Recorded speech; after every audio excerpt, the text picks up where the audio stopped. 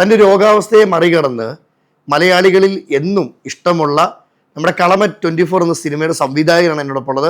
രാകേഷ്, നമസ്കാരം. എത്ര വർഷത്തോളം ഒരു ആഗ്രഹം ഉണ്ടായിരുന്നു ഒരു സിനിമയിൽ? 12 വർഷം. നമ്മളൊരു ക്യാമറ പുള്ളിയാണ് ഇത് പ്രൊഡ്യൂസ് ചെയ്യുന്നത്. ഞാൻ ആ കുട്ടിയെ അടുത്ത് വിട്ടിട്ട് ഞാൻ ചോദിച്ചു, നിനക്ക് എന്താ പ്രശ്നം, നീ എന്താ ചെയ്യാത്തതിനെ ചോദിച്ചു. മോശമായ രീതി ഒരു ബിഹേവ് ചെയ്തു. ഞാൻ അപ്പനെ പാക്കപ്പ് ചെയ്തു. നീ പാക്കപ്പ് ചെയ്യിക്കാൻ പറഞ്ഞു ഒറ്റ അടിവിട. രാകേഷ്, ഒരുപാട് ആളുകളോട് രാകേഷ് അവസരം ചോദിച്ചു പോയിട്ടുണ്ട്. അവിടെ നിന്നെല്ലാം ആട്ടിയിറക്കി വിട്ടിട്ടുണ്ട്. പുച്ഛിച്ച് അവരുടെ മുന്നിൽ തന്നെ സിനിമ ഇറക്കി കാണിച്ചു കൊടുത്തല്ലേ? തീർച്ചയായിട്ടും. എന്നാൽ ഒരുപാട് പേര് ചതിച്ചിട്ടില്ലേ, പറ്റിക്കപ്പെട്ടിട്ടില്ലേ? അവരോടൊക്കെ ഈ അവസരത്തിൽ എന്താ പറയാനുള്ളത്? ആരെയും വിശ്വസിച്ചില്ല. സാമ്പത്തിക ബുദ്ധിമുട്ട് തോന്നി. ഞാനത് മെഴുകുണ്ട് മോദിയും കൊണ്ടുപോയി വല്ലച്ചാലും പടം കമ്പിച്ചാക്കാൻ പോകും. ആ മോദിയും തിരിച്ചെടുത്തു വെക്കാൻ പറ്റിയിട്ടില്ല. ആ മനസ്സിൻ്റെ ഒരു സന്തോഷം എനിക്ക് കാണാൻ പറ്റിയില്ല. കരയല്ലേ? ഇനി നമ്മളൊക്കെ കൂടുണ്ട്. രാകേഷിന്റെ കൂടെ തുണയായി നിന്ന പടത്തിന്റെ എഡിറ്റർ, ക്യാമറമാൻ, അതിൽ അഭിനയിച്ച താരങ്ങളെ നമുക്കൊന്ന് വിളിച്ചാലോ? പുള്ളിയുടെ മനസ്സിൽ അതിൻ്റെ കളർ ടോണ്, സൗണ്ട്, അഭിനയിക്കുന്നവരുടെ എക്സ്പ്രഷൻസ് എല്ലാം മനസ്സിലുണ്ട്. വേറൊന്നുമില്ല, പുള്ളി ഒരു മനസ്സിലൊരു ഫ്രെയിം കണ്ടു കഴിഞ്ഞാൽ അത് കിട്ടുന്നിടം വരെ, അതിന്ന് ഈ ആക്ടറിന് കിട്ടുന്നിടം വരെ പുള്ളി എടുപ്പിക്കും. ഇവൻ ദേഷ്യപ്പെട്ട് എന്തെങ്കിലും തെറി പറഞ്ഞിട്ട് ഇവർക്കാർക്കും മനസ്സിലാകത്തില്ല എന്താ. ആദ്യം വന്ന സമയത്ത് നമുക്ക് ഈ കമ്മ്യൂണിക്കേഷൻ ചെയ്യാൻ പറ്റും. പിന്നെ ഇരുന്നിരുന്ന് ഞാൻ കൂടെ ഇരുന്നിരുന്ന് പിന്നെ പറയാനെല്ലാം മനസ്സിലാവും. അത്രയും നാളെ വിളിച്ച് തെറിയാന്ന് മനസ്സിലായി. Stunt, climax stunt. അപ്പോൾ 1:30. അപ്പോൾ ഇദ്ദേഹം എന്നാ തണുത്ത് വിറയ്ക്കുക. ഫ്രിഡ്ജ് വരുന്ന കൂടില്ല, പാത്തക്കൂട്, കവർ, അത് കൊണ്ടുവന്ന് വെച്ചിട്ട് പുള്ളിയുടെ മേലെ വെച്ചു. അപ്പോൾ പുള്ളിയുടെ തല പുറത്തുണ്ട്. അച്ചാൻ വർഗീസിനെ ചൂട് പിടിപ്പിക്കാനായിട്ട് ഒരു സീൻ. അപ്പൊ അതുപോലെ ഇരുന്നിട്ട്, അതല്ല അങ്ങനെയല്ല, മറ്റേ പഠിച്ചേ, അതുപോലെ ഇരുന്ന് എടുത്തതാ. യൂറോപ്പിൽ 2-3 പേരെ കിട്ടും. അത് തിയേറ്ററിലെത്തിയ പടം, അതിൽ ആ കൂട്ടത്തിൽ ഒരാളുടെ കാര്യമേ പറയുന്നുള്ളൂ. ഇന്ത്യയിൽ ആരുമില്ല. നിലവിൽ ഏഷ്യയിൽ ഇത് ചെയ്ത് ഏഷ്യ എന്നുള്ള ഒരേ ഒരാൾ എത്രമാത്രം പാഷനേറ്റ് ആയാലേ ഇത് ചെയ്യാൻ പറ്റുള്ളൂ. അപ്പോൾ അതൊരു വലിയൊരു കാര്യമായിട്ട് എനിക്ക് ഫീൽ ചെയ്തു. ഏകദേശം ഇതൊക്കെ എത്ര രൂപ കൊടുത്തിട്ടേ പറയിപ്പിച്ചേ?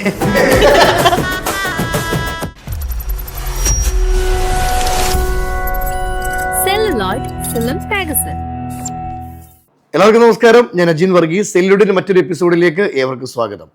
തൻ്റെ രോഗാവസ്ഥയെ മറികടന്ന് മലയാളികളിൽ എന്നും ഇഷ്ടമുള്ള നമ്മുടെ കളമറ്റ് 24 എന്ന സിനിമയുടെ സംവിധായകനാണ് എന്നോടൊപ്പം ഉള്ളത്. രാകേഷ്, നമസ്കാരം. ഒത്തിരി സന്തോഷം കേട്ടോ. കാരണം ഇന്ത്യയിൽ തന്നെ ആദ്യമായിട്ടാണ് ഒരു സംവിധായകൻ രാകേഷിനെ പോലൊരു വ്യക്തി വന്നത് അല്ലേ? അതും മലയാളികളെല്ലാം ഏറ്റെടുത്തു, സ്വീകരിച്ചു. ആ സിനിമ കാണുമ്പം തന്നെ ഇത് രാകേഷാണോ ചെയ്തത് എന്ന് വരെ നമ്മൾ അത്ഭുതപ്പെട്ടു പോകും. അപ്പൊ അതിന് ആദ്യം ഒരു വലിയൊരു കയ്യടി കേട്ടോ. എന്തുകൊണ്ട് വിശേഷം? സുഖമായിട്ടൊക്കെ ഇരിക്കുന്നോ? ഈ പടം കണ്ടതിന് ശേഷം ആൾക്കാരുടെ അഭിപ്രായങ്ങളൊക്കെ എന്തുവായിരുന്നു? നല്ല അഭിപ്രായം. എല്ലാവരും പോസിറ്റീവായിട്ടുള്ള റിവ്യൂസ് പറഞ്ഞു.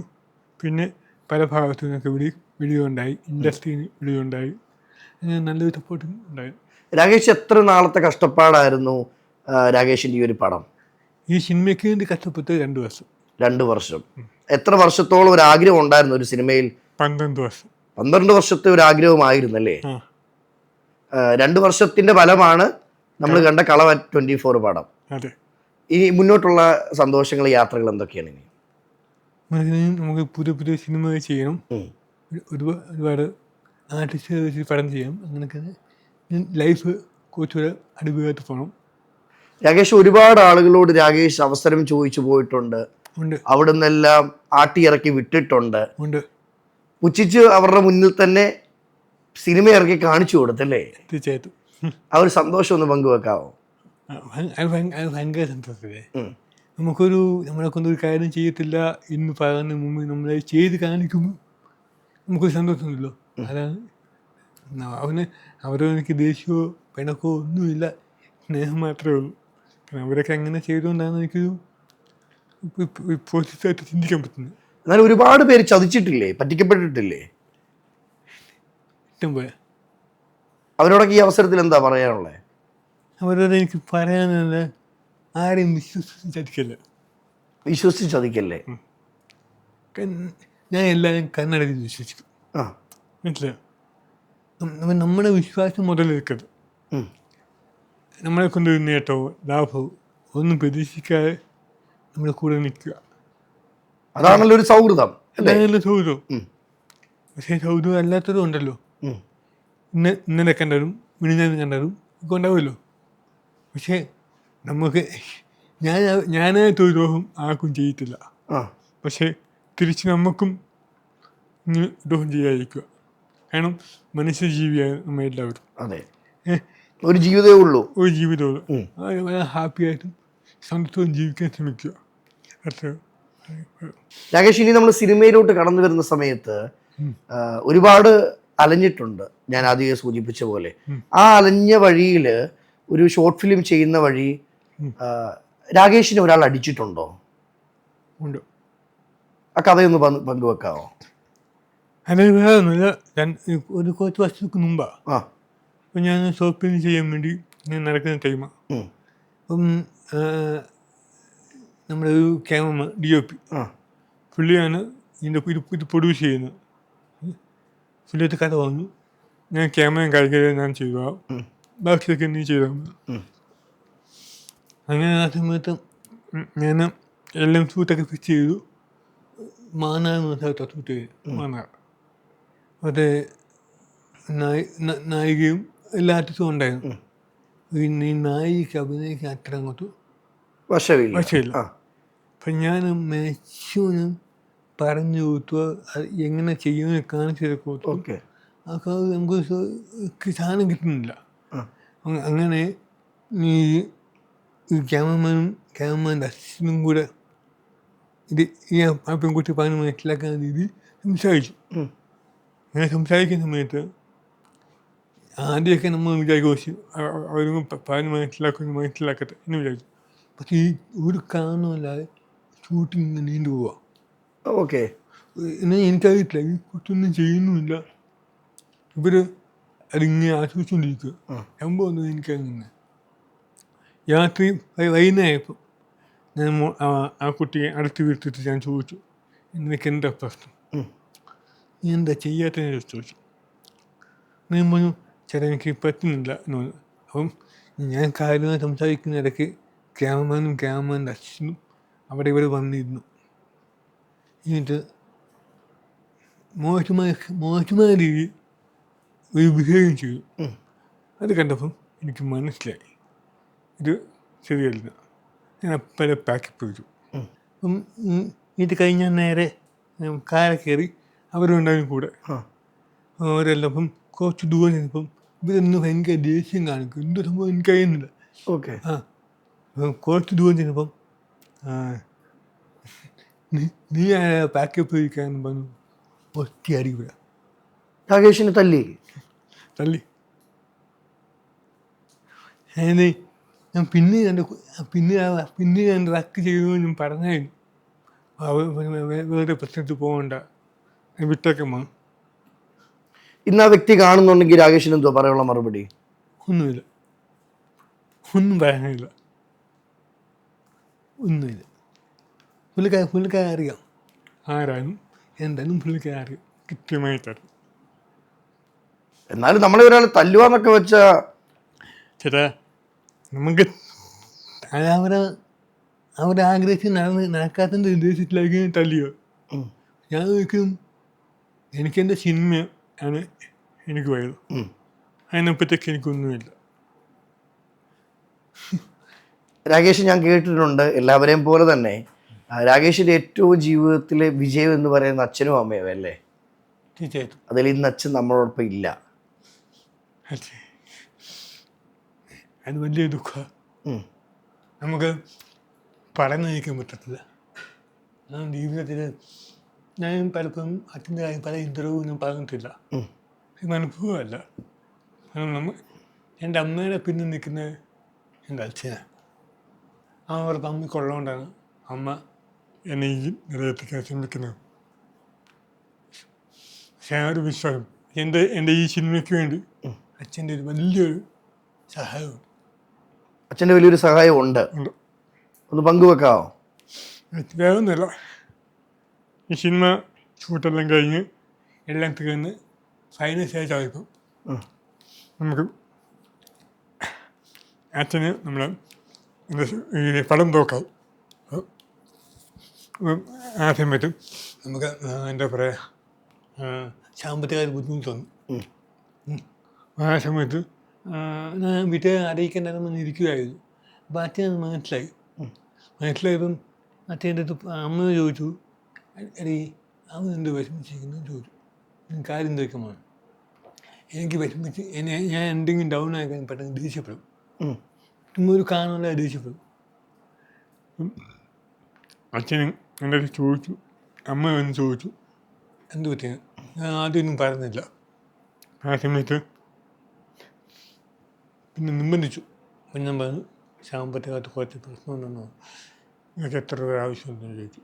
നമ്മൾ എനിക്ക് ഇത്ര രൂപ ആവശ്യമുണ്ടെന്ന് പറഞ്ഞു. ശരി, ഓക്കെ. പിന്നെ രാവിലെ 10 എഴുന്നേച്ചു. எனது மெனு எங்கள் மச்சான் எனக்கு பண்ணுறோம். വന്നേ മോദിയും കൊണ്ടുപോയി വെള്ളച്ചാലും പടം കമ്പിച്ചാക്കാൻ പോകും.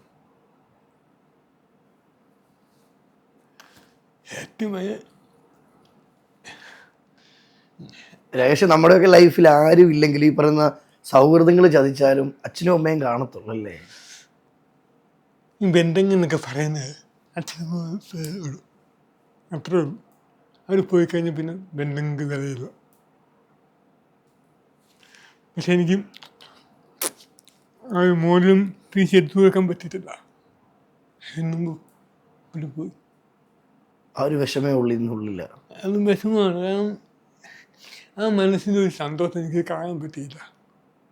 അച്ഛാ എന്നാ ഇത് വെച്ചോ, കൈ കൊടുക്കുമ്പോൾ ഞാൻ സന്തോഷം.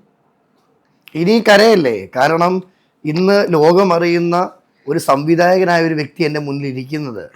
രാകേഷ്, നമ്മളൊക്കെ ഉണ്ട് കൂടെ കേട്ടോ. കരയല്ലേ, ഇനി നമ്മളൊക്കെ കൂടെ ഉണ്ട്. ഇങ്ങോട്ട് നോക്കിയേ, അടുത്തൊരു പടം നമ്മൾ പൊളിക്കണ്ടേ? കരയല്ലേ കേട്ടോ, നമ്മളുണ്ട്. രാകേഷ്, പുതിയ വിശേഷങ്ങൾ എന്തുവാ? പുതിയ വിശേഷം നമുക്ക് മാർക്കോ ആ മാർക്കോയുടെ ടീം വന്ന് കണ്ടല്ലേ? കണ്ടു. അപ്പൊ ഇനിയും വരുന്ന സിനിമകളിലെ ഒരുപക്ഷെ പ്രൊഡ്യൂസേഴ്സ് അവരായിരിക്കും. ഒരുപക്ഷെ ആയിരിക്കും. എനിക്ക് നമുക്ക് സാമ്പത്തിക സഹായം ചെയ്തു. ഒരുപാട് അടുത്ത സിനിമയ്ക്ക് വേണ്ടി എല്ലാ സഹായവും നമുക്ക് ചെയ്തു തരാൻ വന്നിട്ടുണ്ട്. ഓ, അങ്ങനെ മാർക്കോയുടെ ടീമിനോട് ഒരു പ്രത്യേക അല്ലേ താങ്ക് യു. അതിൻ്റെ പ്രൊഡ്യൂസർ ഷെരീഫിന് ചേട്ടനാണ്. പുള്ളി അതിനെ ആദ്യമായിട്ട് വിളിച്ചത്. ആ ഫോൺ കോൾ വന്നപ്പോൾ തന്നെ ഏറ്റവും വലിയ സന്തോഷമായിരുന്നല്ലേ? അച്ഛൻ മരിച്ചതിന് 3-ാം ദിവസമായി. അച്ഛൻ മരിച്ചതല്ലേ? 3-ാം ദിവസം. അച്ഛൻ ഇന്ന് സന്തോഷിക്കുന്നുണ്ട്. ഓക്കെ രാകേഷ്, ഇനി ഞങ്ങൾക്ക് അറിയേണ്ട കാര്യം, രാകേഷിന്റെ കൂടെ തുണയായി നിന്ന പടത്തിന്റെ എഡിറ്റർ, ക്യാമറമാൻ, അതിൽ അഭിനയിച്ച താരങ്ങളെ നമുക്കൊന്ന് വിളിച്ചാലോ? കേൾക്കാം. രാകേഷ്, അപ്പൊ ഫുൾ ടീം വന്നല്ലേ? ഫുൾ ടീമാണ് ഏകദേശം. അപ്പൊ ഇതാണ് നമ്മുടെ തുടക്കം മുതല് നമ്മുടെ ഈ സിനിമ തുടക്കം മുതലുണ്ടാണ്. പിന്നെ ആരുടെ മുന്നിലും റിവീൽ ചെയ്തിട്ടില്ല അല്ലേ? എന്റെ മുന്നിൽ കൊണ്ട് വന്നതിന് താങ്ക് യു. അപ്പൊ നമുക്ക് പരിചയപ്പെടാം. ഇവിടെ നിന്ന് തുടങ്ങാം. എൻ്റെ പേര് വിശാൽ എന്നാണ്, വിശാൽ മോഹൻദാസ്. പടത്തിൻ്റെ DI ചെയ്ത ആളാണ്. ഈ ഒരു പടത്തിലോട്ട് എങ്ങനെ എത്തപ്പെടുന്നത്? ഇതിൻ്റെ അസോസിയേറ്റ് ആയ മനീഷ് ചേട്ടൻ്റെ ഒരു കോമൺ ഫ്രണ്ടാണ്. അപ്പം പുള്ളി വഴിയാണ് എൻ്റെ അടുത്ത് വരുന്നത്. എൻ്റെ ഒരു അങ്കിത്ത്. ഞാൻ രാശിനോട് വർഷങ്ങളായിട്ടുള്ള ആളാണ്. എങ്ങനെ നിങ്ങളുടെ സൗഹൃദം എങ്ങനെയാ? ഞങ്ങളുടെ ഈ സിനിമയിൽ അഭിനയിക്കാൻ ആഗ്രഹം വന്നപ്പോഴത്തേന് ഞാൻ എൻ്റെ ഒരു ഫ്രണ്ടുമായിട്ട് എൻ്റെ വീട്ടിൽ ഞങ്ങൾ സംസാരിക്കുന്ന സമയത്ത് അവനിങ്ങനെ രാകേഷിനെ കണക്ട് ചെയ്ത് തന്നു. രാകേഷാണ് എൻ്റെ ഗുരുനാഥൻ. എന്നെ സിനിമയിലേക്ക് കൊണ്ടുവന്നതും എനിക്ക് വിട്ടുപോകാൻ തോന്നുമ്പോൾ രാകേഷിൻ്റെ ഓരോ സംസാരം കേട്ടിട്ടാണ് ഞാൻ കണ്ടിന്യൂ ചെയ്ത് ഏകദേശം 10 വർഷത്തോളം 10 വർഷത്തിന് അല്ല 10 വർഷമല്ലേ അതിന് കൂടുതലുണ്ടാവും ചിലപ്പോൾ. അതെ അതെ അതെ. അങ്ങനെ പിന്നെ അവൻ്റെ ഫസ്റ്റ് പ്രോജക്റ്റ് വന്നപ്പോൾ എന്നെ വിളിച്ചു, ഞങ്ങൾ ഒരുമിച്ച് അഭിനയിച്ചു. എന്ത് കഥാപാത്രമാണ് ഇതില്? ഞാൻ ഇതിലെ വിനോദ് എന്ന് പറഞ്ഞ ഒരു ക്യാരക്ടറായി ചെയ്തിരുന്നത്. അടിപൊളി. എൻ്റെ പേര് സെയ്ഫ്. ഞാൻ ഇതിനകത്തൊരു ചെറിയ റോൾ ചെയ്തിട്ടുണ്ട്. പിന്നെ നമ്മുടെ ഒരു ഫ്രണ്ട് വഴിയാണ് രാകേഷ് സാറിനെ പരിചയപ്പെട്ടത്. അങ്ങനെ വന്ന് കഥ പറഞ്ഞു, എൻ്റെ അടുത്ത് ചെയ്യാൻ പറ്റുമോ എന്ന് ചോദിച്ചു. ഞാൻ പറഞ്ഞാൽ ചെയ്യാം. അങ്ങനെയാണ് ഇതിലേക്ക് വന്നത്. അപ്പോൾ എങ്ങനെ ഉണ്ടായിരുന്നു അഭിനയിച്ച എക്സ്പീരിയൻസ് ഒക്കെ? എക്സ്പീരിയൻസ് എന്ന് പറയുമ്പോൾ ആദ്യമായിട്ടല്ലേ, അപ്പോൾ അതിൻ്റേതായ കുറച്ച് ബുദ്ധിമുട്ട് എനിക്കുണ്ടായിരുന്നു. പിന്നെ തുടക്കത്തിൽ സാറുമായിട്ടുള്ള കമ്മ്യൂണിക്കേഷൻ കുറച്ച് ബുദ്ധിമുട്ടായിരുന്നു. ഓക്കെ. പിന്നെ അതെല്ലാം ഓക്കെ ആയി, ഫ്രണ്ട്ലി ആയപ്പോഴത്തേക്കെല്ലാം അടിപൊളിയായി. അടിപൊളി. രാകേഷിനെ പരിചയപ്പെടുത്തുന്നുണ്ടല്ലോ. എൻ്റെ ഒരു ബിഞ്ചു തിരുവല്ല, ഇതിനകത്ത് നമ്മുടെ ഒരു നാട്ടുകാരനാ. തിരുവല്ലയാണ്. ഇതിനകത്ത് തന്നെ വിളിക്കുന്ന അങ്കിത്ത് ബ്രോയുടെ കെയർ ഓഫിലാണ് കണ്ടാണ് വിളിക്കുന്നത്. മനു എന്ന് പറയുന്നത് ചങ്ങനാശ്ശേരി മനു. അങ്ങനെ സ്പോട്ടിന് വരുമായിരുന്നു. സ്പോട്ടിന് വന്നു പിന്നെ ഈ പടത്തിൻ്റെ എഡിറ്റിംഗ് ചെയ്യാൻ പറ്റി. ഈ പടത്തിൻ്റെ എഡിറ്ററാ? അടിപൊളിയാണ്. എൻ്റെ പേര് സിജോ. ഞാൻ പയ്യന്നൂർ സ്വദേശിയാണ്. കാസർഗോഡ് ജില്ലയിൽ ചിറ്റാരിക്കാലാണ് പയ്യന്നൂർ വർക്ക് ചെയ്യുന്നത്. അപ്പോൾ എന്നെ മനീഷ് ചേട്ടൻ, ഒരു കാസ്റ്റിംഗ് ഡയറക്ടർ പറഞ്ഞിട്ട് മനീഷ് ചേട്ടനാണ് എന്നെ ആദ്യം വിളിക്കുന്നത്. അപ്പോൾ ഞാൻ ഇതിനു മുമ്പ് 97 ഷോർട്ട് ഫിലിം ചെയ്തിട്ടുണ്ട്. എനിക്ക് +2 പഠിക്കുന്ന സമയത്ത്, അന്നത്തെ പ്രീ ഡിഗ്രി. പിന്നെ ചെറിയ പരസ്യങ്ങളൊക്കെ ചെയ്തിട്ടുണ്ട് 2017 തൊട്ട്. അപ്പോൾ ഇതിന് വിളിച്ചു കഴിഞ്ഞപ്പോൾ എന്നോട് പറഞ്ഞു ഇങ്ങനെ ഇച്ചിരി റിസ്ക് ഉള്ളൊരു സീനാണ് അപ്പോൾ ഞാൻ ചോദിച്ചു എന്താ റിസ്ക്? വലിയ കുഴപ്പമൊന്നുമില്ല, ഒരു പട്ടി മേത്ത് കയറുന്നുണ്ട്. അപ്പോൾ പട്ടിക്ക് ശരീരം മൊത്തം ചിലപ്പോൾ കടിക്കാൻ കൊടുക്കേണ്ടി വരും, റിസ്ക് എടുക്കാൻ താല്പര്യമുണ്ടോ ആലോചിച്ച് പറഞ്ഞാൽ മതി എന്ന് പറഞ്ഞു. അപ്പോൾ അങ്ങനെ പറഞ്ഞു. അപ്പോൾ ഞാൻ പറഞ്ഞൊന്ന് ആലോചിക്കാം എന്ന് പറഞ്ഞു. പിന്നെ നമുക്ക് ഗോഡ് ഫാദേഴ്സ് ഒന്നും ഇല്ലാത്തതുകൊണ്ട് എപ്പോഴും ഒരു റിസ്ക് എടുക്കണം, അല്ലെങ്കിൽ ഫിലിമിൽ നമുക്ക് മുന്നോട്ട് പോകാൻ പറ്റില്ല. അപ്പോൾ ആ പാഷൻ ഉള്ളതുകൊണ്ട് നമ്മൾ ആ റിസ്ക് എടുത്തു. രാകേഷിൻ്റെ അടുത്തു നിന്ന് രാകേഷിനെ കണ്ടു. പുള്ളിയോട് സംസാരിച്ച് കഴിഞ്ഞപ്പം മനസ്സ് മുഴുവൻ സിനിമയാണ്. അപ്പോൾ പുള്ളിക്ക് ഓരോ ഫ്രെയിമും, ആ സിനിമയുടെ ഓരോ ഫ്രെയിമും പുള്ളിക്ക് മനസ്സിലുണ്ട്. രാകേഷിൻ്റെ വർക്കിന് ഏറ്റവും നിങ്ങളെ അത്ഭുതപ്പെടുത്തി എന്തായിരിക്കും? എന്നെ പേഴ്സണലി അത്ഭുതപ്പെടുത്തിയെന്ന് പറഞ്ഞു കഴിഞ്ഞാൽ, പുള്ളി ഇപ്പോൾ ആ പടത്തിലൊരു സീൻ എന്ന് പറഞ്ഞാൽ റൂമിലുള്ളൊരു സീനാണ്. ആ റൂമിൽ ഉള്ളൊരു സീന് നമ്മൾ ഷൂട്ട് ചെയ്യുമ്പോൾ ഈ ഡയറക്ടർമാർക്ക് അല്ലെങ്കിൽ അഭിനയിക്കുന്നവർക്കും കൂടുതൽ അറിയാം. ചിലപ്പം ചില സീൻസ് അവിടെ കുറച്ച് നേരം കൂടുതലുണ്ട്, ഡ്രൈ ആയിപ്പോൾ. മീൻസ് ആ ഒരു വിഷ്വലി നമുക്ക് ആ ഭംഗി എപ്പോഴും കീപ്പ് ചെയ്ത് ആൾക്കാരുടെ ക്യൂരിയോസിറ്റി കീപ്പപ്പ് ചെയ്യണമെങ്കിൽ, അല്ലെങ്കിൽ കണ്ട് മടുക്കാതിരിക്കുന്ന അത് ഒരു കഴിവാണ്, ഒരു ഡയറക്ടറുടെ കഴിവാണ്. അപ്പോൾ ഒരു സിനിമാക്കാരുടെ ഭാഷയിൽ പറഞ്ഞു കഴിഞ്ഞാൽ ആ റൂമിൻ്റെ സർവ്വ പ്രോപ്പർട്ടീസും പുള്ളി പിഴിഞ്ഞെടുത്തിട്ടുണ്ട്. അതായത് അതൊരു വലിയൊരു ക്വാളിറ്റി. അത് സാധാരണ എല്ലാവർക്കും കാണൂല. പുള്ളിയുടെ മനസ്സിൽ അതിൻ്റെ കളർ ടോണ്, സൗണ്ട്, അഭിനയിക്കുന്നവരുടെ എക്സ്പ്രഷൻസ് എല്ലാം മനസ്സിലുണ്ട്. നമ്മൾ പുള്ളി പറഞ്ഞു തരുന്ന അങ്ങോട്ട് ചെയ്ത് കഴിഞ്ഞ് കഴിഞ്ഞാൽ അതിൻ്റെ ആ രീതിക്ക് വരും. ആ ഫൈനലി ആ ഔട്ട് കാണുമ്പോൾ നമുക്ക് മനസ്സിലാവും, അതെ എന്നുള്ളൊരു തോന്നൽ വരും പുള്ളിനെ കുറിച്ച്. ആ ഒരു സീന് ശരിക്കും നിങ്ങൾ അത്ഭുതപ്പെടുത്തി കളഞ്ഞല്ലേ? അത് ഭയങ്കരമാണ്. അത് നമുക്ക് പറയാതിരിക്കാൻ പറ്റില്ല, കാരണം അത് എല്ലാവരെ കൊണ്ടും പറ്റില്ല. ഫ്രെയിമിങ് ഇതാണ് രാകേഷ് ബോയുടെ ഫ്രെയിം എന്ന് പറഞ്ഞാൽ, ഞാൻ വരുന്ന സമയത്ത് ഈ ഫ്രെയിം ആദ്യം വരുന്ന സമയത്ത് എന്നെ അന്നേരം കാണിച്ചപ്പോൾ ഞാൻ പറഞ്ഞു ഇത് ആദ്യമായിട്ടാണ് ഇങ്ങനൊരു ഫ്രെയിം വെക്കുന്നത്. ഭയങ്കര അതിശയം, കാരണം ചെറിയൊരു ഉടുക്ക് മുറിയാണ്. അതിൻ്റെ ആ ഇച്ചിരി സ്പേസ് വെച്ചിട്ട് അതുകൊണ്ട് തന്നെ സേഫ് എത്ര 12 ദിവസം കണ്ട് ആ കട്ടിലെ 13 ദിവസം ആ കട്ടിലെ കിടപ്പാണ്. കിടന്നിട്ട് രാശി നടുവിനൊക്കെ വിഷയമായിട്ട് പിന്നെ ആരാണോ ഷാമൺ ആർട്ട് വന്നിട്ട് തിരുമുമായിരുന്നു. ഫുൾ രാവിലെ കെട്ടിയിട്ട് കഴിഞ്ഞാൽ പിന്നെ സേഫ് അവിടെ വൈകുന്നേരം വരെ ഷൂട്ട് തീരുന്നുണ്ട്, രാത്രി വരെ അവിടെ ഇങ്ങനെ കിടക്കും. ഭയങ്കര റിസ്ക് ആയിരുന്നു അത് ചെയ്തപ്പം തന്നെ. എങ്ങനെ ഉണ്ടായിരുന്നു? നല്ല സുഖമായിരുന്നു. അവസാനമായപ്പോൾ എണ്ണിച്ച് നിൽക്കാൻ വയ്യ. കട്ടില് മറ്റേ കയറ് മാത്രമേ ഉള്ളൂ. നമ്മുടെ ഈ പുറം ഭാഗത്തൊക്കെ കയറാണ്. കിടക്കുമ്പോൾ പിന്നെ ഈ നടുവിൻ്റെ ഭാഗത്തൊന്നും കയറില്ല. അപ്പം ബോഡി താഴോട്ട് പോവുക. ബാലൻസ് നമ്മൾ നേരെ കിടക്കുകയല്ല, അപ്പം ഇങ്ങനെ കിടക്കുക. ഈ നമ്മളെ കാണുന്ന പ്രേക്ഷകർക്കാണെങ്കിൽ ഒരു സംശയമുണ്ട്. ഇപ്പം രാകേഷിൻ്റെ പടത്തിലോട്ട് നിങ്ങൾ ഫസ്റ്റ് വന്ന സമയത്ത് നിങ്ങളുടെ മനസ്സിലാണെങ്കിൽ ഒരു തോന്നലുണ്ടായിരുന്നു, ഇതെങ്ങനെ ചെയ്യും അല്ലെങ്കിൽ ഇത് സാധിക്കുമോ എന്നൊരു തോന്നലുണ്ടായിരുന്നോ? എനിക്ക് അറിയായിരുന്നു ചെയ്യത്. കാരണം ഞാൻ വർഷങ്ങളായിട്ട് അവനെ കാണുന്നോണ്ടും പിന്നെ അവൻ്റെ ഫ്രെയിം സെൻസ് ഭയങ്കര എനിക്കിഷ്ടമാണ്. കാരണം ഇവൻ ഓരോ ഫ്രെയിമും കാണിച്ചു തരും. ചിലപ്പോൾ ഓരോ പിക്ക് എടുത്ത് കാണിച്ചു തരും, എടാ ഞാൻ ഇതാ ഉദ്ദേശിച്ചത് എന്നുള്ളൊരു സാധനം പിക്ക് എടുത്ത് കാണിച്ചു തരും. അപ്പോൾ ഓക്കെ, നമുക്ക് അവൻ്റെ ബ്രില്യൻസ്, ഫ്രെയിമിങ്ങിൽ ഭയങ്കര ബ്രില്യൻസ് ആണ് ഇവന്. നല്ല ഭയങ്കര എങ്ങനെ അവന് കിട്ടിയെന്ന് അറിയത്തില്ല, പക്ഷെ ഭയങ്കര ബ്രില്യൻ്റ് ആണ് ഫ്രെയിമിങ്ങിൽ. നമ്മൾ എന്ത് ഒരു സാധനത്തിലാണ് അവൻ അവിടെ ഏത് ആംഗിളാണ് വെച്ചാണ് ബെറ്റർ ഫ്രെയിം കിട്ടുക എന്ന് അവന് കൃത്യം അറിയാൻ പറ്റും. അങ്ങനെ ജന്മസിദ്ധമാണ്. വേറെ ഒന്നുമില്ല, പുള്ളി ഒരു മനസ്സിലൊരു ഫ്രെയിം കണ്ടു കഴിഞ്ഞാൽ അത് കിട്ടുന്നിടം വരെ, അതിന്ന് ഈ ആക്ടറിന് കിട്ടുന്നിടം വരെ പുള്ളി എടുപ്പിക്കുമായിരുന്നു. അങ്ങനെ ഏറ്റവും കൂടുതൽ എത്ര ടേക്കോളം പോയിട്ടുണ്ട്? ഒത്തിരി ടേക്കൊക്കെ പോയിട്ടുണ്ട്.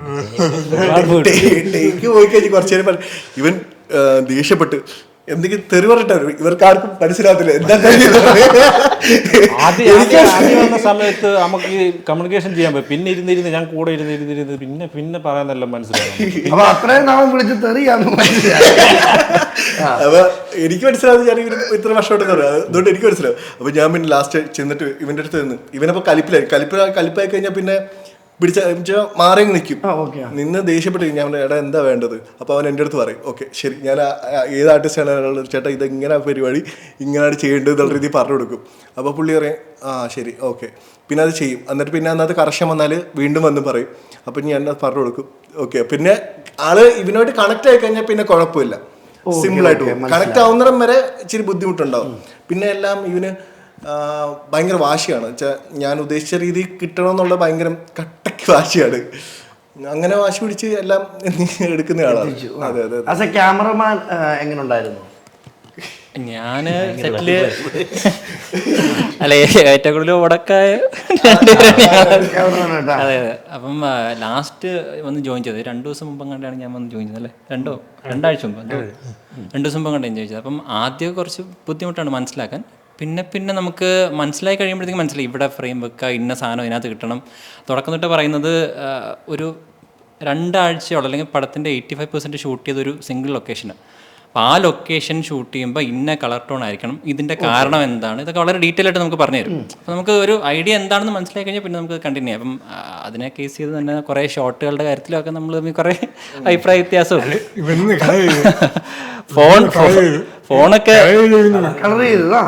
ഫോണൊക്കെ ഒരു ഇതിൽ എറിഞ്ഞ് പൊട്ടിയൊക്കെ ഫോണൊക്കെ ഒരു രക്ഷയില്ല. ശരിക്കും രാകേഷോട് സംസാരിക്കുമ്പോളേ രാകേഷിന് ഒരു പ്രശ്നമില്ല, പ്രശ്നങ്ങൾ മൊത്തം നമുക്കല്ലേ. അതെ, പുള്ളി വളരെ വളരെ പെക്യുലിയറാണ്. അത് ഇന്ന സാധനത്തെ എനിക്ക് കിട്ടണം, അത് ഇന്നതാണ് കാരണം ഇത് കിട്ടാൻ എന്നൊക്കെ വളരെ ഡീറ്റെയിൽ ആയിട്ട് പറഞ്ഞു. ഈ വർക്ക് ചെയ്യാൻ ഒരു കംഫർട്ട് അല്ലേ? ഇപ്പൊ നമുക്ക് വളരെ നമുക്കറിയാം എന്താണ് ഉദ്ദേശിക്കുന്നത്. ഇപ്പൊ ഒരു ടീം തന്നെ ആയി. അപ്പൊ ഇതാണ് രാകേഷിന്റെ യഥാർത്ഥ ടീം. കുറെ ഫേക്കുകളൊക്കെ ഉണ്ടല്ലേ? മോശിലായിട്ടുണ്ട്. ലേഡിയാണ് വിജയലക്ഷ്മി പേര്. പിന്നെ വേറെ ഇമ്പോർട്ടന്റ് കാർത്തിക് എന്ന് പറഞ്ഞ നമ്മുടെ ഒരു സുഹൃത്തുണ്ട്. ആളാണ് ഇതിന്റെ കൺട്രോളിങ് ഫുൾ ചെയ്തത്. അത് അവൻ ഗംഭീരമായിട്ട് അവനാണ് അതിന്റെ സെറ്റ്. ഞങ്ങൾക്കൊന്നും വെളിയിൽ പോകാൻ പറ്റത്തില്ല. ഇവനാണ് എല്ലാ കാര്യങ്ങളും പുറകെ നടന്ന് മാനേജ് ചെയ്തതും എല്ലാ പരിപാടിയും കട്ടക്ക് ഓൾ ഇൻ ഓൾ എന്ന് പറഞ്ഞാൽ എക്സ്ട്രീം. അവൻ ഉറക്കം പോലും ഇല്ലായിരുന്നു. ചിലപ്പം ഷൂട്ട് നമുക്ക് 9:00 നിർത്തിയാലും ഇവൻ രാത്രി 2 മണി വരെ പോകും. പിന്നെ രാവിലെ 6 മണിക്ക് ആർട്ടിസ്റ്റിൽ എത്തിക്കണം. എല്ലാത്തിനും ഉറക്കമില്ലാതെ ഓടിക്കൊണ്ടിരുന്ന ഒരാളാണ് കാർത്തിക്. കാർത്തിക് ബ്രോ അങ്ങനെ ലൊക്കേഷനിൽ അങ്ങനെ ഫ്രീ കണ്ടിട്ടേ ഇല്ല. ഈ സിനിമയ്ക്ക് വേണ്ടി ഫുൾ ടൈം ഓട്ടോ. പിന്നെ ഇടയ്ക്കെന്ന് പറഞ്ഞാൽ ഇത് പുള്ളി ചിലപ്പോൾ എന്തെങ്കിലും ടെൻഷൻ വരുമ്പോൾ കഴിക്കില്ലായിരുന്നു ഈ രാകേഷ് ബ്രോ. കാർത്തിക് കൊണ്ട് മറ്റേ കപ്പണ്ടി അല്ലെങ്കിൽ എന്തെങ്കിലുമൊക്കെ മേടിച്ചു കൊണ്ടുപോകും, അതും കഴിക്കത്തില്ലായിരുന്നു. പിന്നെ കഴിപ്പ് കുറവായിരുന്നു. അങ്ങനെ കുറെ ടെൻഷൻ അടിച്ചിട്ടുണ്ട്. ഇവര് മറ്റേ ലൊക്കേഷൻ നമ്മൾ പന്തളത്ത് തന്നെ ഷൂട്ട് ചെയ്തോണ്ട് ഇപ്പൊ കാർത്തിക് ബ്രോ കാരണമാണ് ഒരുപാട് ലൊക്കേഷൻസ് ഒക്കെ നമുക്ക് സെറ്റ് ചെയ്യാൻ പറ്റിയതൊക്കെ. ഒരു ലൊക്കേഷൻ അയ്യപ്പന്റെ കൊട്ടാരം ഇതിപ്പോ എത്ര വർഷത്തെ ഒരു കഷ്ടപ്പാടായിരുന്നു ഈ സിനിമ? 2 വർഷം. സിനിമ 2 വർഷത്തോളം. ഇപ്പൊ ഞാൻ കേട്ടിട്ടുണ്ട് എഡിറ്റിംഗ് ആണെങ്കിൽ ഇപ്പൊ ഒരു ഉറങ്ങാത്ത രാത്രികൾ ഉണ്ടായിരുന്നു അല്ലേ?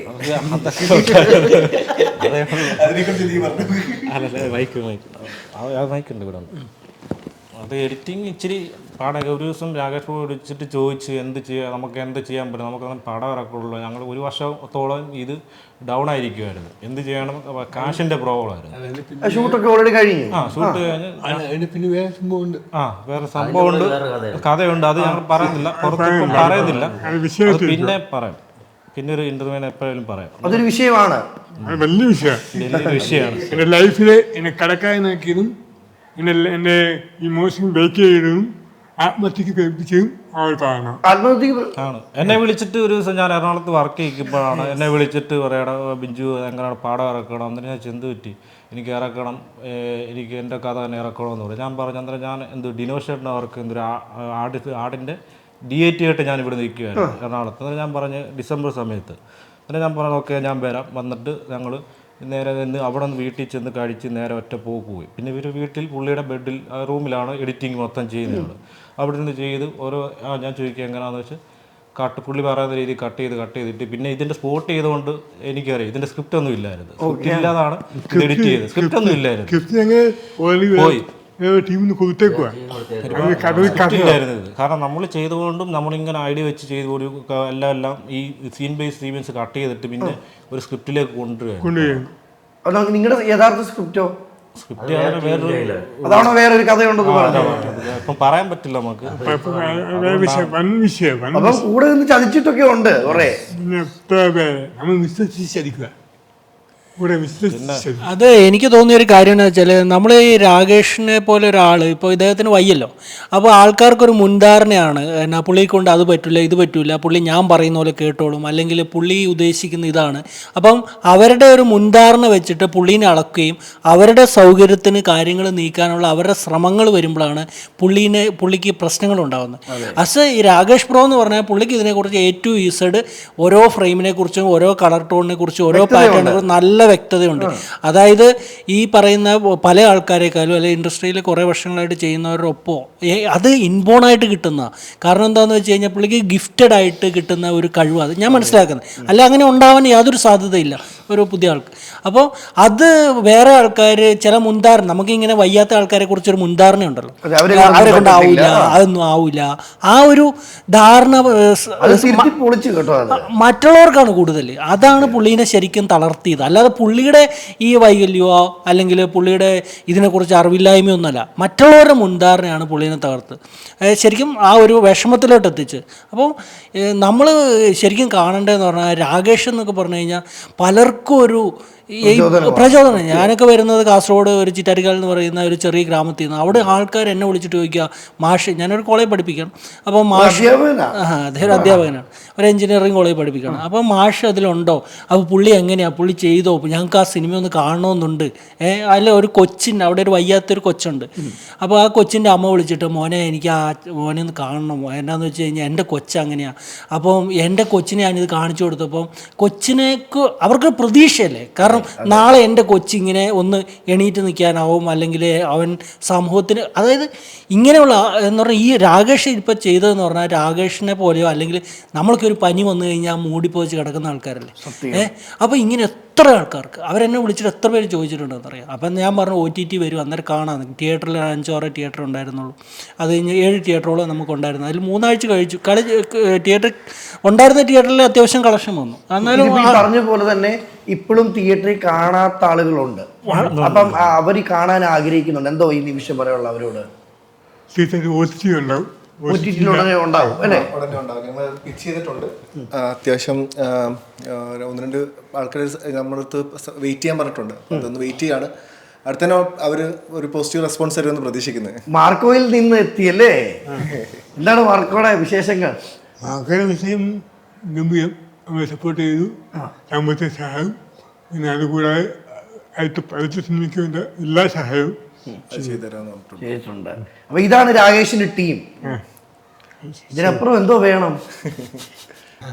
ശരിക്കും ഇവരുടെ സപ്പോർട്ട് വലിയൊരു താങ്ങലല്ലായിരുന്നോ? തീർച്ചയായിട്ടും നമുക്ക് സിനിമയായിട്ട് ബന്ധപ്പെട്ട് നമ്മൾ സപ്പോർട്ട് ചെയ്യുന്ന അറിയാവുന്ന ചില ആൾക്കാർ മാത്രമേ.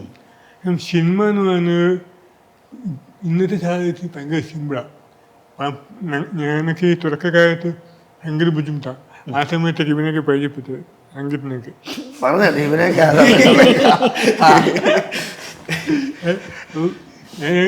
അന്ന് ഞാൻ ഒരു ആൽബം ചെയ്തതാണ്.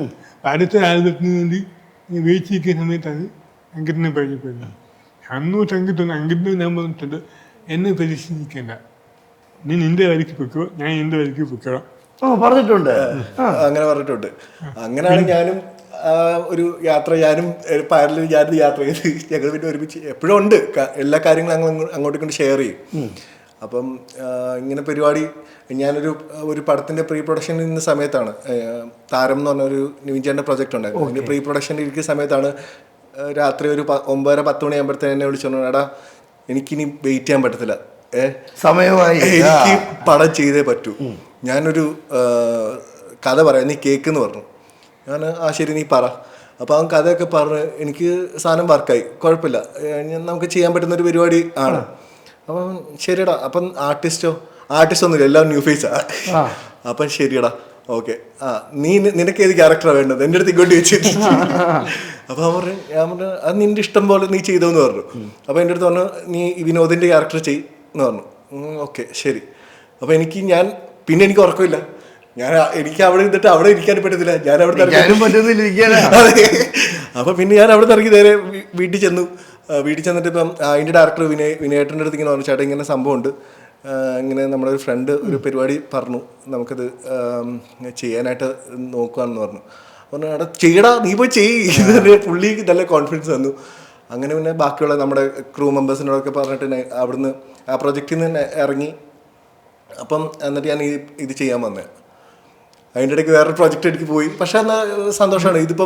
ഇതിപ്പം ഇത്രയും വലിയ ഒരു രാകേഷിന് ഇപ്പം എല്ലാവരും ഇവൻ്റെ ഡിസബിലിറ്റി പറയുമ്പോൾ എനിക്ക് ഇന്ന് വരെ തോന്നിയിട്ടില്ല.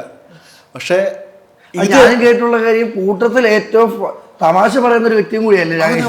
സീരിയസ്ലി അവൻ ഓരോ നമ്മുടെ ഇടയ്ക്കുള്ള ഇമേജ് വേറെ രാകേഷ് നമ്മൾ നോർമലായിട്ട് ഞങ്ങൾ സംസാരിക്കുന്ന ഒരാളായിട്ട് നോർമൽ പേഴ്സണായിട്ട് എനിക്കുള്ളൂ. സിനിമ ഇറങ്ങിയതിന് ശേഷം കുറേ ആളുകൾ, സിനിമയിലുള്ള പല ആളുകളും ചോദിക്കുന്നു, എടാ അവൻ ശരിക്കും ചെയ്ത് അതോ അസോസിയേറ്റിനെ വെച്ചാണ് ചെയ്തത്? നോർമലി സിനിമയിൽ അങ്ങനെ എൻ്റെ അടുത്ത് ഒരുപാട് പേര് ചോദിച്ചു. അപ്പം അപ്പോഴാണ് ഞാൻ ആലോചിക്കുന്നത് ശരിക്കും ഇവര് ഡിസേബിലിറ്റി ഉണ്ടല്ലോ. സീരിയസ്ലി അങ്ങനത്തെ കുറെ കാര്യങ്ങളൊക്കെ ഉണ്ടായിട്ടുണ്ട്. ഒരുപാട് പേര് എന്നെ വിളിച്ച് സംസാരിച്ചു, രാകേഷിനെ കുറിച്ച് ചോദിച്ചു. അല്ല അതിലേ ഒരു കാര്യം എന്താണെന്ന് വെച്ച് കഴിഞ്ഞാല് പുള്ളി ഇതിൻ്റെ ഒരു ക്ലൈമാക്സ് ഷൂട്ട് ചെയ്യുന്ന സമയത്ത് ഒരു ഹോസ്പിറ്റലിൻ്റെ മുകളിലുള്ള ഒരു ഗോഡൗൺ പോലത്തെ ഒരു സ്ഥലത്താണ് ക്ലൈമാക്സ് ഷൂട്ട് ചെയ്യുന്നത്. അന്ന് രാത്രി ഒരു 1:30 അല്ലേ ക്ലൈമാക്സ് സ്റ്റണ്ട്. അപ്പോൾ 1:30. അപ്പോൾ ഇദ്ദേഹം എന്നാ തണുത്ത് വിറയ്ക്കുന്ന പറഞ്ഞാൽ കോച്ച് കൂട്ടുക ശരീരം, ആരോഗ്യം. ആ ദിവസം ചിലപ്പം ഫുൾ ടൈം ആക്റ്റീവ് ആണല്ലോ. അപ്പം ഞാൻ നോക്കുമ്പോൾ തീരെ പറ്റുന്നില്ല. അന്നേരം പുള്ളി സാധാരണ നമുക്ക് പറ്റാതെ ഇങ്ങനെ ഇരിക്കുമല്ലോ, ചൂടുവെള്ളമൊക്കെ കുടിച്ച് നോക്കി ഒരു രക്ഷയില്ല. ഞാൻ നോക്കുമ്പോൾ ഉണ്ടല്ലോ, നീ അവിടുന്ന് ആ പാട്ടയും എടുത്തോണ്ട് വന്നേ. അപ്പം ഞാൻ വിചാരിച്ചത് എന്ത് പാട്ട് എടുക്കാൻ പറയുന്നത്. നോക്കുമ്പോൾ വലിയ ഫ്രിഡ്ജിൻ്റെ കൂടില്ലേ, ഫ്രിഡ്ജ് വരുന്ന കൂടില്ലേ, പാത്തക്കൂട്, കവറ്, കബോർഡ് കൂട്, അത് കൊണ്ടുവന്ന് വെച്ചിട്ട് പുള്ളിയുടെ മേലെ വെച്ചു. അപ്പം പുള്ളിയുടെ തല പുറത്തുണ്ട്, ബാക്കി ഭാഗമെല്ലാം അടച്ചു വെച്ചു.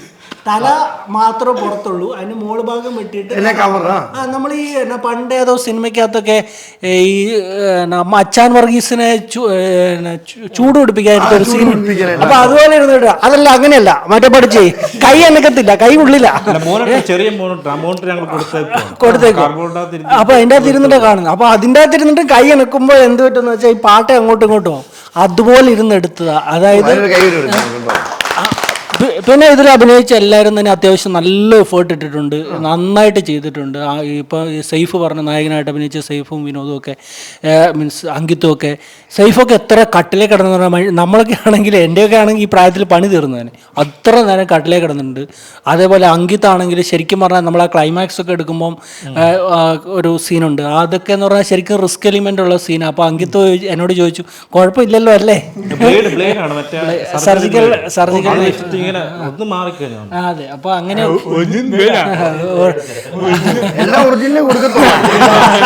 അതില് ഡ്യൂപ്ലിക്കേറ്റ് ഒന്നും ഇല്ല. മാത്രമല്ല ഇപ്പൊ എൻ്റെ ഒരു വേഷം എന്ന് പറഞ്ഞാൽ ഡോക്ടർ മാത്യൂസ് എന്ന് പറഞ്ഞിട്ടൊരു വേഷം. അപ്പം അതിലും ആ പട്ടിയുടെ ഒക്കെ സീൻ വരുമ്പോഴത്തേക്കും ഞാനും സത്യം പറഞ്ഞാൽ പേടി ഉള്ളിലുണ്ട്.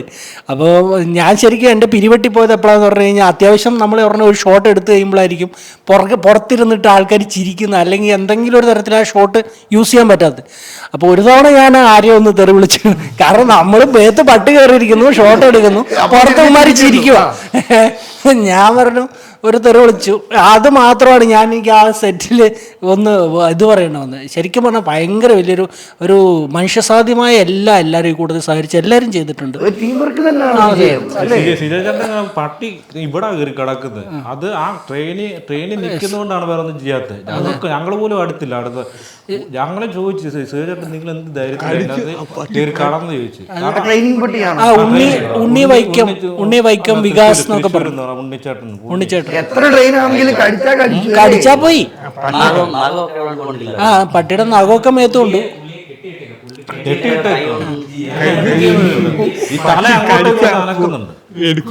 അത് പട്ടി മേത്ത് കടിച്ചെടുക്കുന്ന ഒരു സീനാണ്, ശരീരത്തിൽ നിന്ന് കടിച്ചെടുക്കുക. പക്ഷേ എന്ന് പറഞ്ഞു കഴിഞ്ഞാൽ ഈ സീൻ എന്നിലോട്ട് എത്താനുള്ള കാര്യം തന്നെ ആ റിസ്ക് ഞാൻ എടുത്തോണ്ടാണ്. അല്ലെങ്കിൽ ഒരു പക്ഷേ എനിക്ക് ഈ റോളിലോട്ട് ഞാൻ വരില്ല. ഫിലിം ആകുമ്പോൾ നമുക്ക് ഈ ഗോഡ് ഫാദേഴ്സ് ഇല്ലാത്ത, മുന്നിൽ പറഞ്ഞ പോലെ ഇല്ലാത്തവർക്ക് ആ റിസ്ക് എടുക്കേണ്ടി വരും. കാരണം വെച്ചാൽ ഇപ്പോൾ നമ്മൾ തന്നെ പറഞ്ഞു കേട്ടിട്ടുണ്ട്. ഞാൻ കഴിഞ്ഞ ദിവസം പറഞ്ഞു വായിക്കിയത്, മമ്മൂക്ക ഒരു പടത്തിൽ ചെയ്ത സമയത്ത് പുള്ളി ഒരു മതിൽ കിടന്നൊരു സീനുണ്ട്. അപ്പുറത്തെ സൈഡിൽ ബെഡൊന്നും ഇട്ട് കൊടുത്തിട്ടില്ല. അദ്ദേഹത്തിൻ്റെ കാലൊടിഞ്ഞു. അത് കാലൊടിഞ്ഞിട്ട് പോകുമ്പോഴും അദ്ദേഹം അത്ര പാഷനുണ്ട് പുള്ളിക്ക്. പോകുമ്പോഴും പുള്ളിയുടെ പാഷൻ നമ്മൾ വിലയിരുത്തേണ്ട എവിടെയാണെന്ന് വെച്ചാൽ കാലൊടിഞ്ഞിട്ട് പുള്ളിനെ ആശുപത്രി കൊണ്ടുപോകുമ്പോഴും സാറേ അടുത്ത സിനിമയ്ക്ക് വിളിക്കണേ എന്നാണ് പുള്ളി പറഞ്ഞതെന്ന് ഞാൻ വായിച്ചായിരുന്നു.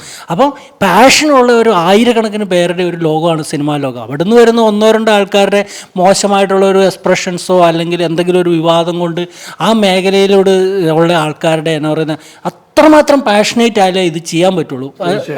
അപ്പോൾ അതൊരു വലിയൊരു കാര്യമായിട്ട് എനിക്ക് ഫീൽ ചെയ്തു. ഇതൊക്കെ എത്ര രൂപ കൊടുത്തിട്ടാ പറയിപ്പിച്ചേ? എല്ലാവർക്കും ഫുഡ് വാങ്ങിച്ചു കൊടുത്തു. സ്നേഹം മാത്രം ചിലരോട് പൈസ വാങ്ങിക്കുകയും ചെയ്തു. അല്ല മേടിച്ചതിന്റെ ഒക്കെ കണക്ക് വേറെ ഉണ്ട്. നമുക്ക് എല്ലാം പുതിയ ഈ പുതിയ ആൾക്കാരെ എടുക്കാനുള്ള കാരണം എന്തുവാ? അത് സാമ്പത്തികം പിന്നെ എനിക്ക് ഞാൻ വിളിച്ചാൽ വരുവോ? അതെ വരത്തില്ല. ആർട്ടിസ്റ്റുണ്ട്. അല്ല ആരെയും ഇതിനു മുമ്പ് വിളിച്ചിട്ട് ഞാനും നിന്റെ പടത്തിലില്ല, എന്നെ കൊണ്ട് പറ്റുമോ എന്നൊക്കെ ചോദിച്ചിട്ടുണ്ടോ? ചോദിച്ചിട്ടുണ്ട്. പിന്നെ എത്ര ഞാൻ ചോദിക്കും. അത്യാവശ്യം അറിയിക്കുന്നതാണ്. ഇപ്പം കുറവാ. ഞാൻ ചോദിച്ചാൽ നമ്മുടെ സിനിമ ശകുനി, ഞാൻ പാട്ടിന്റെ പേര് ശകുൻ. കഥ വിളിച്ചപ്പോൾ അതിൻ്റെ ഒരു ഷോപ്പിൽ ചെയ്യാൻ പറ്റുന്ന ആദ്യം അടിപൊളി നോക്കി വേറെ എന്തെങ്കിലും ചെയ്തിട്ടുണ്ടെന്നുണ്ട്. ആൽബമൊക്കെ ചെയ്തിട്ടുണ്ട്. ആൽബം കാണിച്ചു ഞാൻ ചെയ്തു. ഇതിൻ്റെ കുറേ ആലോചിച്ചു പോയി. ഞാൻ ഈ കഥ പറഞ്ഞു കഥ കേട്ടു. കഥ കേട്ടും പുള്ളിക്കും ഈ കഥ കുറച്ച് റിസ്ക്കാം, കുറച്ചും മേക്കിങ് കുറച്ച് റിസ്ക് ഉണ്ട്. നീ ചെയ്യുന്നുണ്ട്. എനിക്ക് വിശ്വാസമില്ല. നോക്ക് ഞാൻ ചെയ്ത് കാണിച്ചപ്പോഴേ വേണ്ട, എനിക്ക് റിസ്ക് സംഭവിക്കാം. പക്ഷെ ആ പുള്ളി ഇന്ന് വിഷമിക്കുന്നുണ്ടായിരിക്കും അല്ലേ? നിങ്ങളാണെ പോലും ചിന്തിച്ചിരുന്നോ രാകേഷ് ഇത്രയും വൈറലാകും, ഇത് ലോകം മുഴുവൻ അറിയപ്പെടും എന്നുള്ളത്? അത് ലൊക്കേഷൻ അതെപ്പോഴാണ് സംഭവിച്ചത്? ഓക്കെ, ഷൂട്ടിംഗ് ഒക്കെ കഴിയുന്നു, നിങ്ങൾ ഇത് വൈറലാകുമെന്ന് ഞങ്ങൾക്ക് ഉറപ്പുണ്ടായിരുന്നു. കാരണം ഈ ഇന്ത്യയിൽ ആദ്യമായിട്ടാണ് ഇങ്ങനെ ഒരു വ്യക്തി പടം ചെയ്യുന്നത്. അത് അന്ന് തൊട്ട് ഞങ്ങൾ പറയുന്നുണ്ട്, ഷൂട്ട് ആക്കുന്ന സമയത്ത് ഉൾപ്പെടെ പറയുന്നുണ്ട്, ഇങ്ങനെ ആരും ചെയ്തിട്ടില്ല, നിങ്ങൾക്ക് ഒരു ഇൻസ്പിറേഷൻ ആയിരിക്കും എന്ന് പറയും. നിങ്ങളൊരു ഇത് മറ്റുള്ളവർക്ക് ഈ ലോകത്ത് തന്നെ 5-6 പേരേ ഉള്ളൂ. അതിൽ ഏഷ്യയില് രാകേഷ് മാത്രമേ ഉണ്ടാവും. അതൊക്കെ വലിയൊരു അച്ചീവ്മെന്റ് ആണ്. എന്ന് പറഞ്ഞു കഴിഞ്ഞാൽ പുള്ളി അതിനെടുത്ത ഫിനാൻഷ്യൽ സ്ട്രഗിള്, പുള്ളി അതിനെടുത്ത ഓരോ കാര്യങ്ങളും ശരിക്കും പറഞ്ഞാൽ ഞാൻ സത്യസന്ധമായിട്ട് പറയാം, ഞങ്ങൾ ഇവിടെ ഇരിക്കുന്ന ആരേക്കാളും മനക്കെട്ടിയുള്ള മനുഷ്യരാണ്. കഴിവുണ്ട് പുള്ളി എന്ന് വെച്ചാൽ ആരെയും അസോസിയേറ്റ് ആയിട്ട് നിന്നല്ല, ഈ സിനിമ പഠിച്ചിട്ടില്ല, ഓരോ സിനിമ കണ്ടാണ് ഫ്രെയിമിങ് ആയാലും പഠിച്ച് അങ്ങനെയാണ് പുള്ളി ഈ ഫ്രെയിം ആയാലും ഈ സിനിമ ചെയ്യാനുള്ള കാരണം എന്ന് പറയുന്നത്. അത് ഈ ഏഷ്യയിൽ തന്നെ ആദ്യമായിട്ട് ഒരാളെന്ന് പറയുമ്പോൾ നിങ്ങൾ ഗൂഗിൾ ചെയ്യാൻ നോക്കും, വെറുതെ പറയുന്നല്ലോ, ഗൂഗിൾ ചെയ്യാൻ നോക്കാമല്ലോ. നിങ്ങൾക്ക് എത്ര പേരെ കിട്ടും? യൂറോപ്പിൽ 2-3 പേരെ കിട്ടും. അത് തിയേറ്ററിലെത്തിയ പടം അതിൽ ആ കൂട്ടത്തിൽ ഒരാളുടെ കാര്യമേ പറയുന്നുള്ളൂ. ഇന്ത്യയിൽ ആരുമില്ല, ഒരാള്. പിന്നെ ബാക്കി എന്ന് പറഞ്ഞു കഴിഞ്ഞാൽ ഈ ഏഷ്യയിൽ തപ്പി നോക്കിയിട്ട് വേറെ ആരും, ഇനിയിപ്പോൾ വല്ല കൊറിയയിൽ വല്ലവരും എടുത്തിട്ടുണ്ടോ എന്ന് അറിയത്തില്ല, ലാംഗ്വേജ് നമുക്ക്. പക്ഷേ ഗൂഗിൾ ചെയ്യുമ്പോൾ അങ്ങനെ ഒരു വിവരമില്ല. അതായത് നിലവിലെ ഏഷ്യയിൽ ഇത് ചെയ്ത് ഏഷ്യ എന്നുള്ള ഒരേ ഒരാളാണ്, ഏക മലയാളി. അതിൻ്റെ വാല്യൂ ആരും മനസ്സിലാക്കുന്നില്ല. ഇപ്പം നമ്മൾ പ്രധാനമന്ത്രിയുടെ മൻ കി ബാത്തിലോട്ടൊക്കെ ശരിക്കും പറഞ്ഞാൽ ഞാൻ അയച്ചിട്ടുണ്ട് പറഞ്ഞു. അതായത് ഇതൊക്കെയാണ് ആൾക്കാർ അറിയേണ്ടത്. കാരണം എന്താ വെച്ചാൽ രോഗമുള്ള ആവശ്യതയുള്ള എത്രയായിരം പേര് ഇന്ത്യയിലുണ്ട്. ഇവർക്കത് ഇൻസ്പിറേഷൻ ഒതുക്കപ്പെട്ട് പോത്തേ ഉള്ളൂ. അവിടുന്നൊക്കെ ഇറങ്ങിയെങ്കിൽ ഒന്നും പറയാൻ.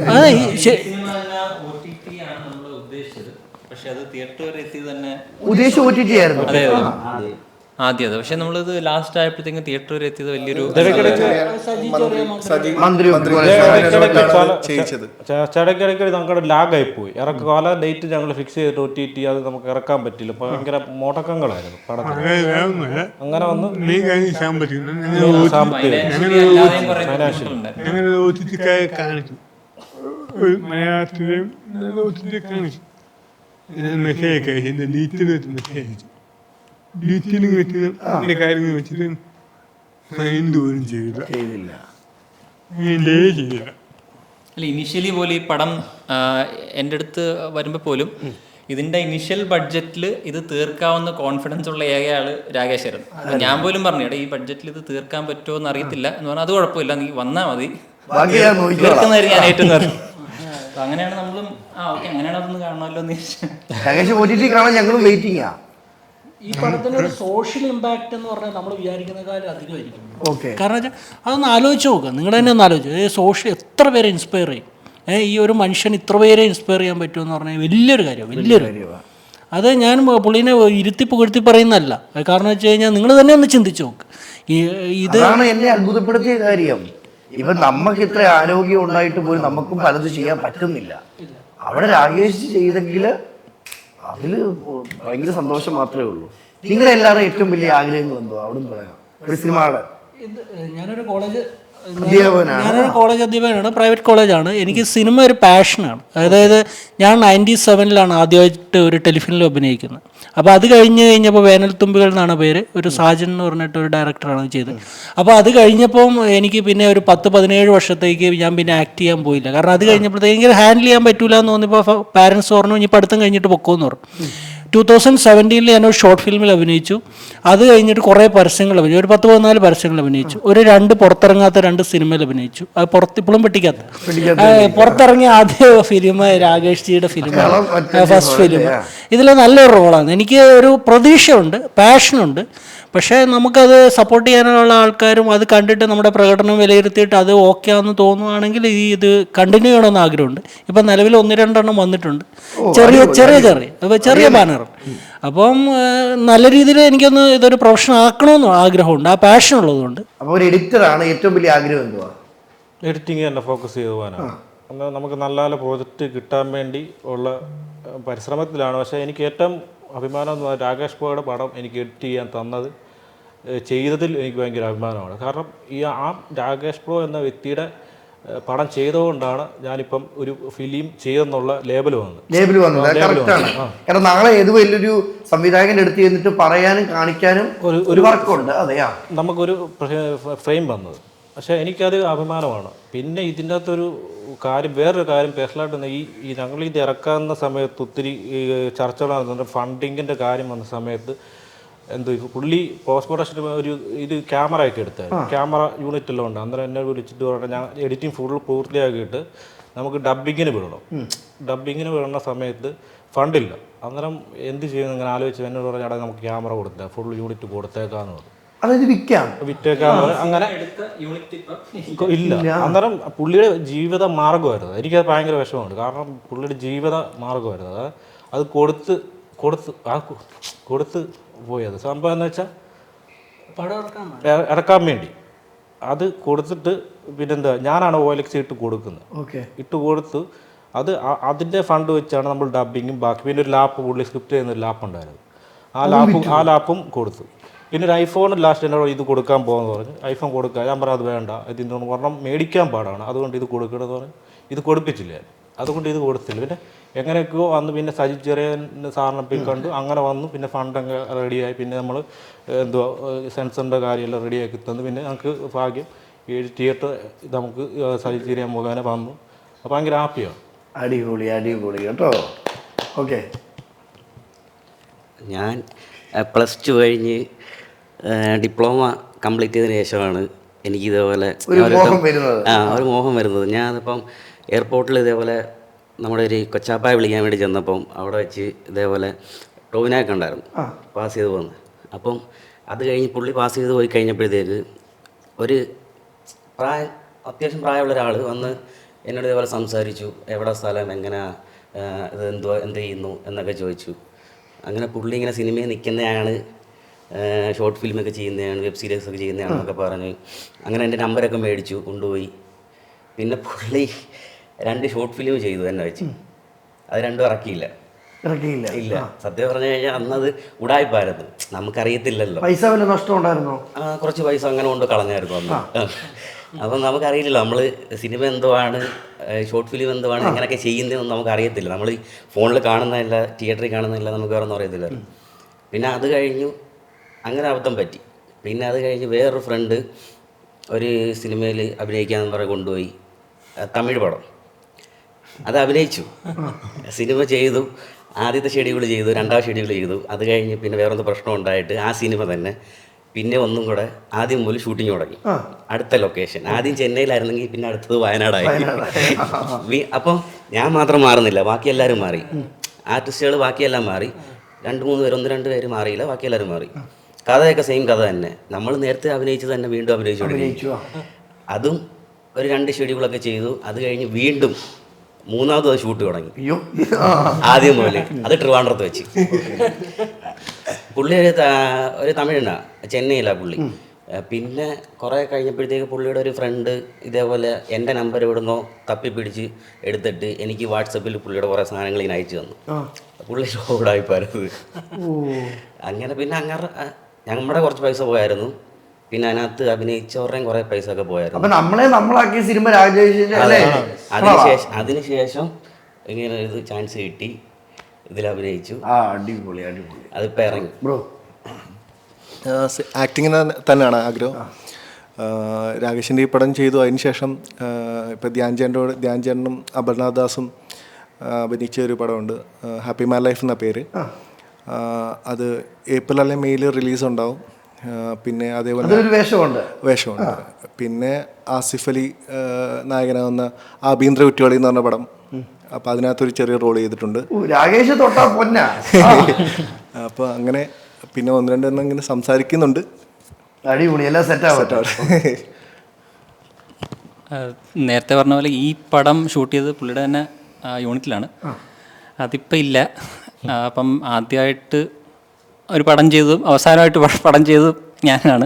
അതൊരിക്കലും അല്ല, ഇനിയും വരുമല്ലോ അല്ലേ? അല്ല, ആ യൂണിറ്റിൽ. അപ്പം എൻ്റെ ആദ്യ സിനിമ ഇതായതിൽ ഒരുപാട് സന്തോഷമുണ്ട്. ഇനി കണ്ടിന്യൂസ്ലി സിനിമാറ്റോഗ്രഫി, ഡയറക്ഷൻ ഈ 2 ഫീൽഡാണ് ചെയ്യാൻ താല്പര്യമുള്ളത്. എല്ലാവർക്കും ഒരു 1-1 അനുഭവങ്ങളുള്ള വ്യക്തികളാണ്. പിന്നെ ഒരു കൂട്ടനുഭവങ്ങൾ ഈ ലൊക്കേഷനിൽ വന്നപ്പോൾ എല്ലാവരും ജോയിൻ്റ് ആയി എല്ലാവരും അനുഭവങ്ങളും നമുക്ക് പങ്കുവെക്കാൻ പറ്റി. അത് ഇപ്പൊ ഒരു സുഹൃത്ത് എന്നുള്ളതിനേക്കാളും ഒരു സഹോദരനെ പോലെയാണ് നമ്മൾ കാണുന്നത്. എനിക്കൊരു വീട്ടിലൊരു അംഗം പോലെ ആയി മാറി അല്ലേ? നമ്മളിപ്പോ അങ്ങോട്ടും ഇങ്ങോട്ടും എന്തെങ്കിലും പറയുന്നുണ്ട്, ചേട്ടൻ അനിയനോട് പറയുന്ന പോലെ, അനിയൻ ചേട്ടനോട് പറയുന്ന പോലെ നമ്മളങ്ങനെ എടുക്കുന്നുള്ളൂ. ഇപ്പൊ രാകേഷ് അങ്ങനെയാണ്. ഈ മനസ്സിലാക്കുക എന്ന് പറയുമ്പോൾ ഓരോരുത്തരെ മനസ്സിലാക്കുക, അത് ഇമ്പോർട്ടൻ്റാണ്. എനിക്ക് എല്ലാം കൃത്യമായിട്ടറിയാം, എല്ലാവരും. പക്ഷേ നമ്മളെക്കൊണ്ട് ചെയ്യാൻ പറ്റാത്ത കാര്യങ്ങൾ നമ്മൾ ചെയ്യത്തില്ല.